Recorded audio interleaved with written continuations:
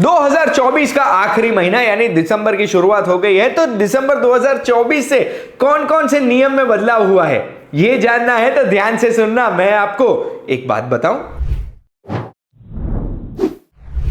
यो watching एक बात बताऊं, माय नेम इज गुंज ठक्कर। और सबसे पहला चेंज दिसंबर महीने से हुआ ना, वो मेरा सबसे फेवरेट चेंज है। हमें एसएमएस इतने आते हैं जिसमें कौन सा स्कैम है कौन सा रियल है वो पता ही नहीं लगता, और इसीलिए ट्राई ने एक नया नियम बनाया था कि अब टेलीकॉम ऑपरेटर्स को ट्रेसेबिलिटी होनी चाहिए। उनको पता होना चाहिए कि प्रमोशनल एसएमएस है तो कहां से आया है, बैंकिंग एसएमएस है तो फिर वो कौन सी बैंक ने भेजा है, और टेलीकॉम ऑपरेटर्स को पता होना चाहिए कि ये मैसेज एक प्रमोशनल मैसेज है या बैंकिंग मैसेज है।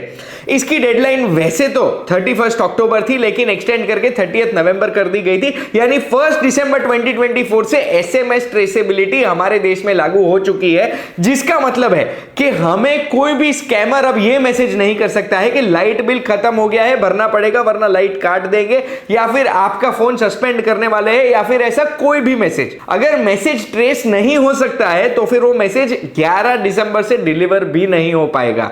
10 दिन और दिए हैं ये सिस्टम को प्रॉपर करने के लिए, चैनल को एस्टैब्लिश करने के लिए, ताकि 11 दिसंबर से स्कैम वाले मैसेज आना बंद हो जाएंगे। ट्राई ने यह भी बताया कि ओटीपी डिलीवरी में डिले नहीं होगा, ओटीपी तो टाइम से ही मिलेंगे हमें।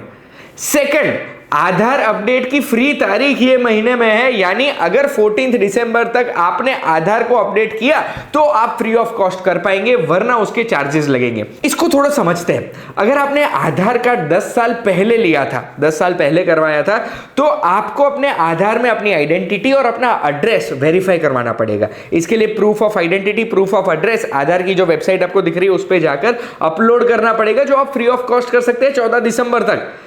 कई महीनों से ये डेडलाइन एक्सटेंड हो रही है, लेकिन इस बार मुझे नहीं लग रहा है कि ये एक्सटेंड होगी, तो तुरंत ये चीज कर दीजिएगा। थर्ड, आईटीआर अगर आपने फाइल नहीं किया है 31 जुलाई को, तो 31 दिसंबर तक आप फाइल कर सकेंगे पेनल्टी भरने के बाद। लेकिन कई ऐसे भी लोग हैं जिनको 14 दिसंबर तक का टाइम दिया है गवर्नमेंट ने कि वो अपना आईटीआर फाइल कर सके। फोर्थ चेंज, माउंटेन्स या बीच। अगर आप बीच लवर है और आपको मालदीव्स जाना है तो आपकी ट्रिप शायद एक्सपेंसिव हो सकती है, क्योंकि मालदीव्स गवर्नमेंट जो ट्रैवलर्स के पास से पैसे लेती है वो उन्होंने बढ़ा दिए हैं। अब ये पैसे डिसाइड कैसे होते हैं, तो आपकी ट्रिप इकोनॉमी क्लास में है, बिजनेस है, फर्स्ट क्लास है या प्राइवेट जेट में है, उस हिसाब से आपको चार्जेस भरने पड़ेंगे। और प्राइवेट जेट में तो $120 से बढ़ाकर $480 पर पर्सन कर दिए है, और मैं तो यही होप करता हूं कि आपको $480 भरने पड़े। फिफ्थ, एसबीआई का कोई भी क्रेडिट कार्ड आपके पास है और उससे आप यूटिलिटी बिल का पेमेंट करते हैं, यानी light bill, phone bill, gas bill या वैसा कोई भी खर्च करते हैं, एक बिलिंग साइकिल एक महीने में अगर 50,000 रुपीज से ज्यादा आपने खर्च किया है तो 1% आपको चार्ज लगेगा इसमें। एसबीआई के रिवॉर्ड्स में भी चेंज किया गया कि डिजिटल गेमिंग प्लेटफॉर्म पे अगर आप ये कार्ड यूज करते हैं तो उस पे आपको कोई भी रिवॉर्ड पॉइंट्स नहीं मिलेंगे। वैसे ही रिवॉर्ड पॉइंट के रूल्स में चेंजेस हुआ है येस बैंक और एक्सिस बैंक में, तो आपके कार्ड की कंपनी ने आपको मेल भेजा होगा, वो ध्यान से पढ़ लेना।